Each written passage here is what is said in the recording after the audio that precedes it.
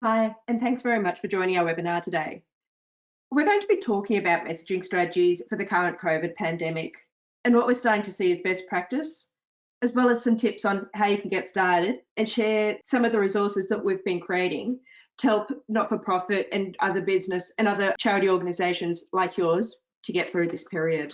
We're going to keep this webinar quite short today because the not-for-profits and the charities that we've been talking to in the past few weeks have been telling us how their communication methods have been changing and how very time poor they are at the moment. So this will be short and sweet, about the length of a coffee break. I'm Rachel and I work as part of the marketing team here at Message Media. And with me today is Ronnie, who works as part of our customer communications team. And we are part of Message Media's response team, who are all about making sure that we can help our customers at this point in time and helping get the right message into their community's hands as fast as they possibly can. And we're specialists at Message Media, and we've been specialists in messaging for about 20 years, and in particular, critical and specialist messaging that can work really well for not-for-profit organisations. Because when a communication needs to be sent to a community, and particularly a vulnerable community, you need to make sure that it's going to be read, and getting that into the device that barely leaves people's hands is one of the best ways to do it. A couple of stats about messaging: 98% of text messages are read, and over 90% are generally read within 90 seconds. And our research has shown us that it's one of the key communication methods that the community wants you to be able to do. And over the last few weeks, we've actually seen some of our not-for-profit customers change and adopt their way that they send text messages to their communities. In fact, we've seen some churches have to move to online services. We've seen crisis centres need to go virtual, and they do so to make sure that they can keep in touch with their communities as easily as we can. And we're going to go through some examples of how that works. It's obviously a really unprecedented health crisis at the moment. And it's a dynamic situation that everyone is struggling to understand what those implications look like, both for ourselves, our families, as well as the community. And I would like to assure you that we are gearing up to continually support you during this period. These challenges will change and vary dramatically by different organisations. And the one thing that we're actually finding within our own business is that this will continue to pose many different situations and the unforeseen things of what you're going to do. And that is the key mindset that we're in with at Message Media, is to do what we can do to stand beside you and help you through communicating with what you need to do, whether that's to your staff, your members, your clients, your community, anyone who needs to be. As a global software business, we're actually already really well set up to operate remotely, and we will be able to confidently continue to support you and with the access to the resources, the material, the tools, but most importantly, the experts who are really well versed in giving you a hand to help your people and your community do what they need to do quickly. So as part of all that, we're also creating a set of tailored resources, obviously to deal with this evolving situation, and these resources are going to constantly and continually grow. And I guess my ask of you is ask the questions, share the questions that you may have or the things you want to know, and we're here to give you a hand with that. We will continue to build our resources based on what you tell us, so we can make things easier, quicker, and more efficient to get the things done that you need to get done. So if there's something in our resourcing library that you don't have, or you need a bit of support, even if you want to know what others are doing, just let us know and our team can give you a hand with that. So let's talk about some really great examples of some centres that we've been working with and what we're seeing as some of the great practice that's out there. Because if you're not already sending text messaging to your community, now is the time. We're seeing everything from changes to services to program cancellations, and one of the things I think is really something that people should get passionate about is welfare check-ins. So some of the examples that we've been pulling from our not-for-profit customers are things like the changes to community services, where it's moving to more of a telephone or web support service versus a face-to-face service. We're also seeing request the community to declare if they're actually in a COVID risk category. We're seeing cancellations of programs that are designed for face-to-face support, check-ins on client health, as well as things like how to start connecting church or religious communities together from a physical point of worship through to a digital point of worship. And some of the other things that we've actually also seen over the last few days are the changes to government policies that could actually affect your communities. Things like, what does JobKeeper mean? How do you access those sorts of programs? Or even more recently, the changes to childcare. So they're the different sorts of things that can also be communicated right now. Access to financial information if you're experiencing hardship, welfare check-ins for the elderly, and what these new changes to policies around childcare could mean for both parents and providers. And as providers of information to the community, it's more important than ever to make sure that your community is kept up to date, frequently, and unequivocally from a source that they can trust. These communicators are great at ensuring that the right message with the most accurate information is shared at the right time, reliably, and in most situations, that people can have a two-way conversation, particularly with those who may be at risk. So that's what we've been seeing from the great communicators out there that we think are doing it the best. And what I'll do now is hand over to Ronnie, who will be able to talk through how to actually get started on our platform. So hello everyone. While I'm sure that a lot of you out there have been using the Message Media portal previously to send messages, some of you may have not. But what we are also seeing is that within different organizations, people are now sending messages outside of the normal scope of their typical use case. What this means is that potentially there are people who are having to onboard additional resources within their organization to start sending messages because, as Rachel pointed out, organizations are sending messages on a broader scale to cover a wider range of topics towards their communities. So what I wanted to do today was to provide a real-time example of how you can utilize the Message Media platform to accommodate an example use case. Now, the example that I'm going to go through is creating an opt-in list. And this specific example is a charity that we've mocked up, who are requesting expressions of interest from potential volunteers to help provide support to the disadvantaged during this pandemic.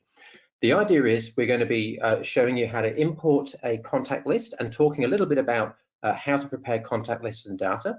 We're going to be looking at how to segment contacts into contact groups and talking a bit about the importance of being prepared and how to target your audience effectively. We're going to have a quick look at an automation, so how to use keyword responses from your messages to create an automation. And in this case, that automation is about putting contacts who respond with a certain keyword into a certain group, a contact list that we can then follow up later on with further information. We're also going to have a look at the active inbox to show you how to manage two-way conversations in real time. And a very, very quick look at the reporting features to show you what's available so you can track your sends. We're also going to then jump into the help portal just to give you a view of what sort of resources we've put together and where to find them. So to begin with, hopefully everyone can see my screen. I'm going to start off by showing you just a couple of the menu options here that you can see what we're going to be using. So we have here our messaging menu, and we're going to be using the new message function to create our messages.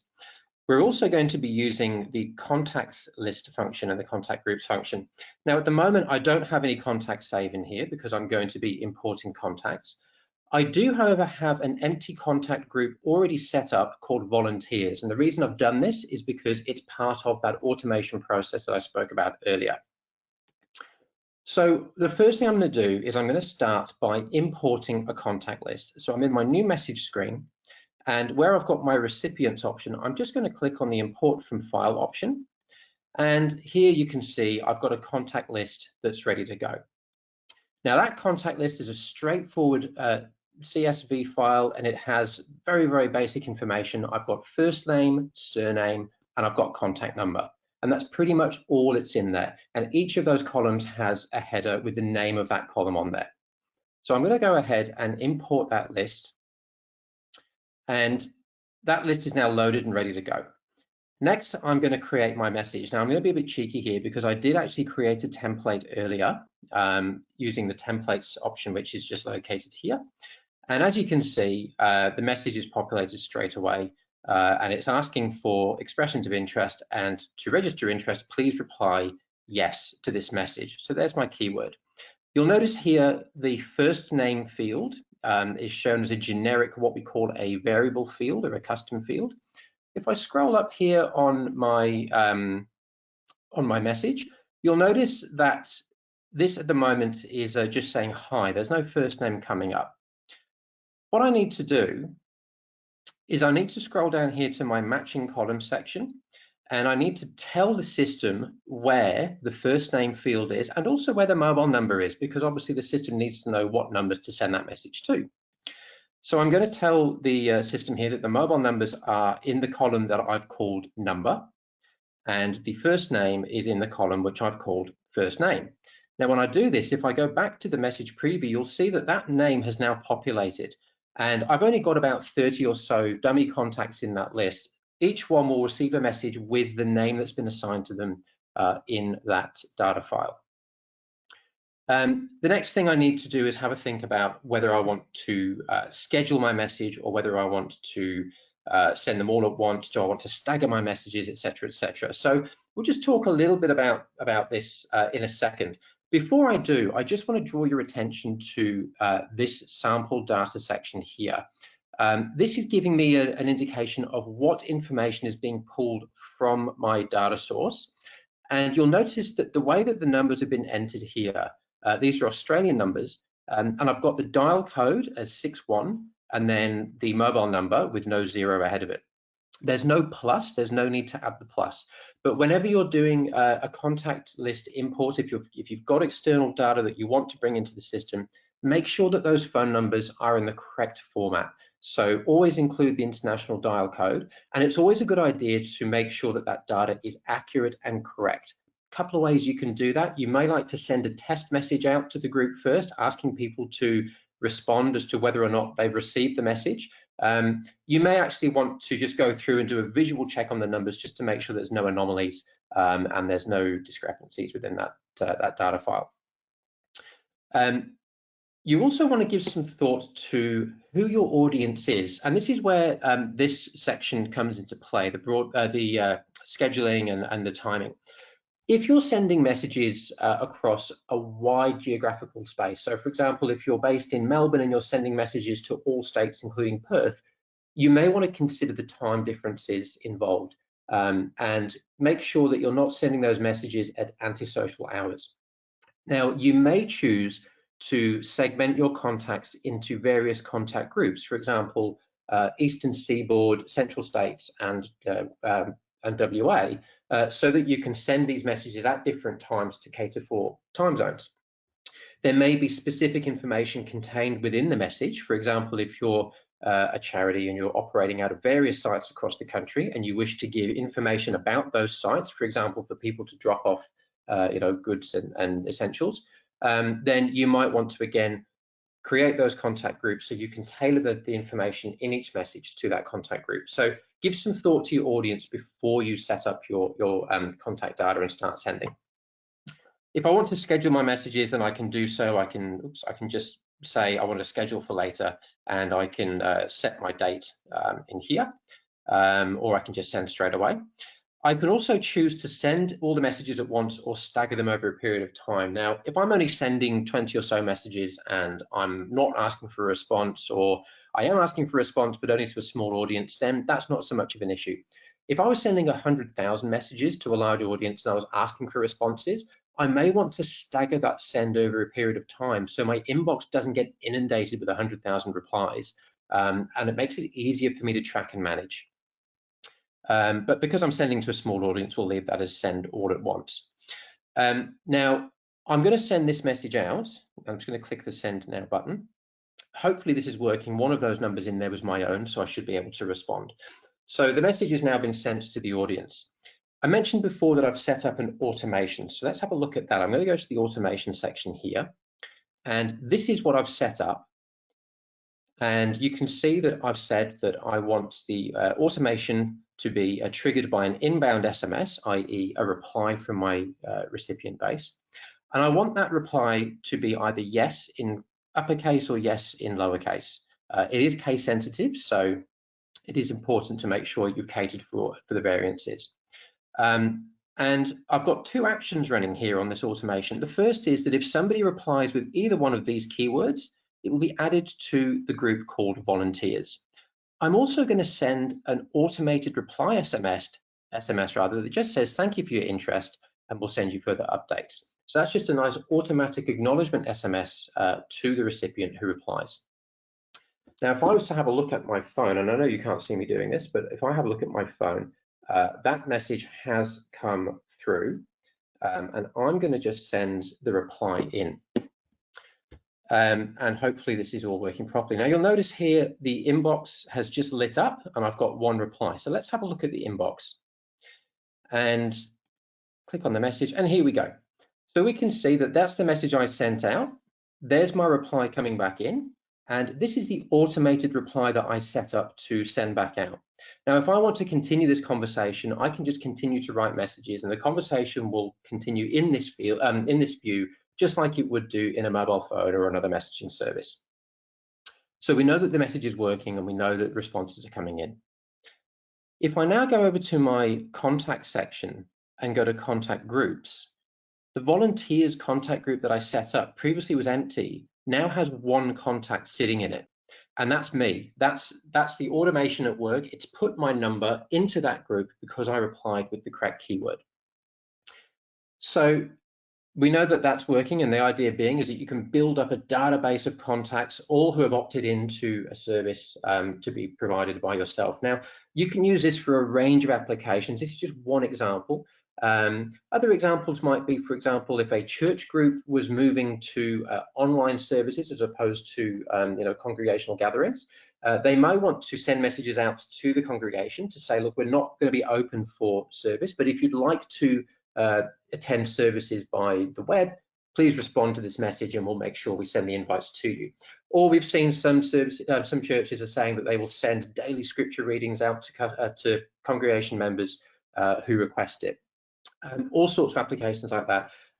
You can use this for data capture. You could put signs up in physical locations, for example, if you have drop-off points or charity stores, what have you, with a dedicated number saying, please send the message help to this number, and we will send you information on how you can help. And same idea, you'd have the automation running in the system. As those responses come in, you could then assign those contacts to group and continue to contact them outbound. I mentioned before about reporting. You can track what's happening with your messages by looking at your daily reports. You can look at your overall message stats. You can look at status reports. There we go. There's the one message I just sent. You have activity logs.